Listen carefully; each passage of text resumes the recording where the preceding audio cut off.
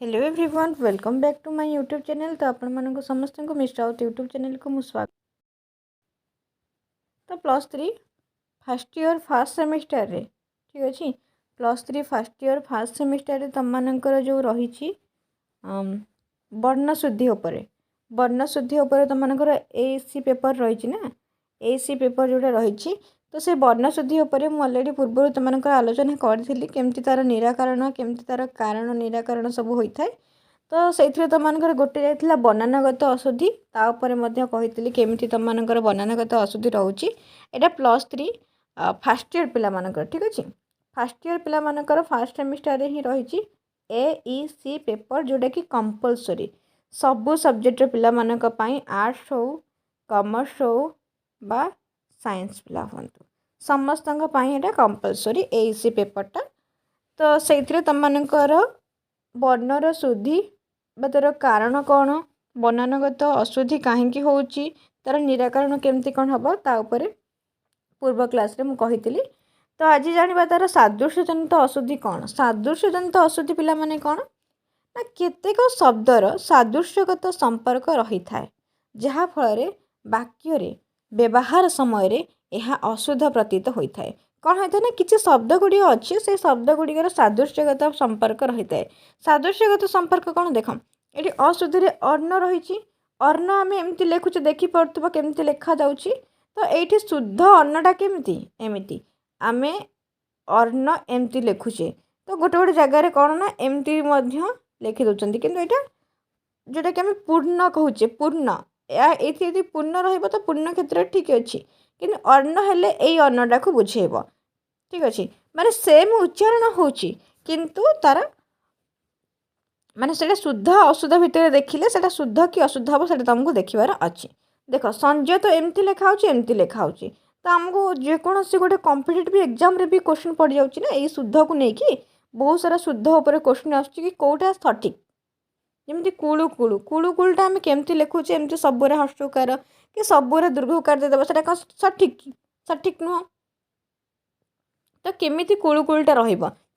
एमती ना एमती तो से सब को आमको देखार अच्छे सबुरे हर्षकार दीर्घकार ना किछिटा हर्षकार किसी दीर्घकार कि सबुरे एकाथे दीर्घकार देदेव से ठीक हे। तो एमती आमको देखिकी सब लिखला बेले पूरा ध्यान देकी लिखार अच्छे कहीं ए सबू आम जो पूरा तरतर हो एग्जाम तो लिखा ना से समय ही भूल होता है तरतर हो जो कम करते से समय ही आमर आम शुद्ध अशुद्ध किसी न देखिकी लिखि जाती अभ्यस्त अभ्यस्त देखिपे कौटा ठीक से तुमको से जो शुद्ध शब्द गुड़िक अच्छी से सब देखार अच्छी कि कौ कौ गुड़िक तुम शुद्ध आ कौटा अशुद्ध आ सब ट्राए कर शुद्ध गुड़िक ही लिखापी। तापर लिंगगत अशुद्धि कौन लिंगगत अशुद्धि रही ओडिया भाषा रे पुल्लिंग और स्त्रीलिंगर व्यवहार सर्वाधिक क्लिंबलिंगर व्यवहार टिके कम पुल्लिंगर विपरीत अर्थ रे स्त्रीलिंग व्यवहार क्षेत्र में केतेक त्रुटि परिलक्षित होता है केमिति देख नायक नायकी ठीक अच्छे नायक नायकी जदि आम कहीपड़ा पुल्लिंग ठीक अच्छे आउ तार स्त्रीलिंग स्त्रीलिंग हम नायकी तो से नायकी रे एटा कौन शुद्ध हो कि ना एटा हूँ शुद्ध पाचक पाचकी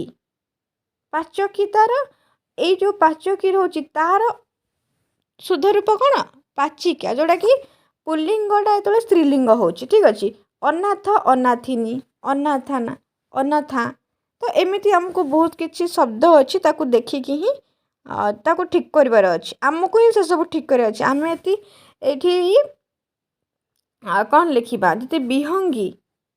कि विहंगिनी कौटा सठिक प्रकृत में जमीक पाचिका पाचिकाटा यही पाचिकाटा ठीक ना पाचकीटा ठीक कौटा ठीक आमको जदि जानी आम यहाँ ठीक बोली आम सब ही लिखि चलवा ना सब ही भूलटा को लिखुवा। तापर आसला संधिगत अशुद्धि संधिगत अशुद्धि तुम मानकर कौन रही संधि तो दुई प्रकार स्वर संधि विसर्ग संधि। तो संधि तुम मानकर संधि क्षेत्र में रोचे कौन किछिटा अशुद्धि देखा जाऊँगी जमीक उद्धत देखिपे तुम स्वर व्यंजन विसर्ग सब संधि जो रही से उद्धतटा थी आई उद्धत थी माने एग्जाम रे भी पिला माने एमती पकाउची एग्जाम रे भी एमती पकाउछि कि आंक भितर एमती 2-3टा उद्धत दे देथिबो नले उद्धत देकी आउ किछि भी देथिबो तो सठिक कोउटा प्राय देख गणेश गणेश रे हमर एटा ही सठिक ना सन्यास सन्यास देख कोउटा ठीक दूरावस्था नुह दूरवस्था ये सब बहुत माने कॉम्पिटिटिव एग्जाम रे आसुची आविष्कार तालवेश मुद्नेश दंतेश ये 3टा को नेकी भी तुम मानकर बहुत सारा माने आसुची कि प्रकृत रे तुम मानकर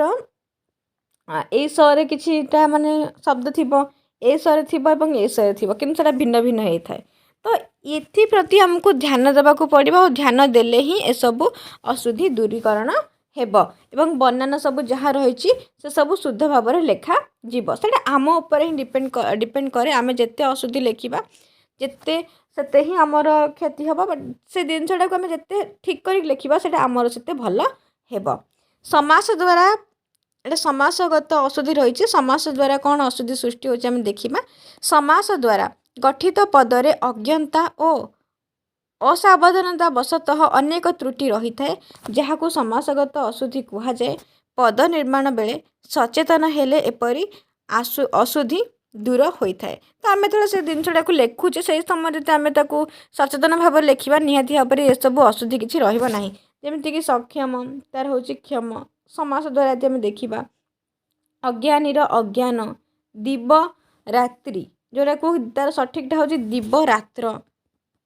निर्धन देखिपे कौ निर्धनटा ठीक अच्छी तो ये सब प्रति आमको ध्यान देवार अच्छी तापर सेमती वचनगत अशुद्धि रही कौन वचनगत अशुद्धि तो वचन प्रयोग क्षेत्र में आमर किछिटा असावधानता जो विभिन्न प्रकार त्रुटि परिलिखित होता है केमिति ना आम कहूचे जनता मानकर जनतार भी कहीपर ना जनतांकर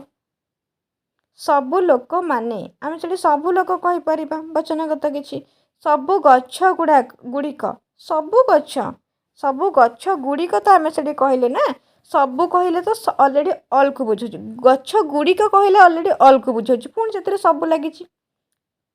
लोक मैंने कहले तो अलरेडी माने बहुत सारा लोक बुझे पुणी से सब लगी तो एमती किछिटा आम द्वारा भूल रही है से भूल को सुधारियापी आमको जिते आम से जिनसा लिखुचे से ही आम सठिक भाव में लिखिले से ठीक ठाक रहिबा